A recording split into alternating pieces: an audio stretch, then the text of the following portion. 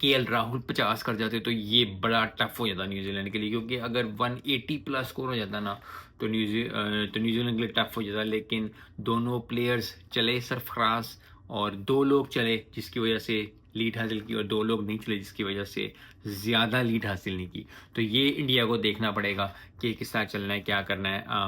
I hope कि अगले test matches भी इतने ही मज़ेदार हों, इतने ही जो हैं वो जायकेदार हों जितना ये टेस्ट मैच हुआ था, क्योंकि हर रोज़ बदल रहा था कि जी अब ये न्यूजीलैंड ले जाएगा, अब ये इंडिया ले जाएगा। और यही टेस्ट मैच की खूबसूरती है कि सेशन बाय सेशन जो है वो चीज़ें चेंज होती हैं। This is the beauty of test, and that is what we look forward to, everyone who's watching Test cricket. So I hope India will bounce back. I hope New Zealand will come more stronger. देखते हैं क्या होता है। मिलते हैं next video में। अस्सलाम वालेकुम।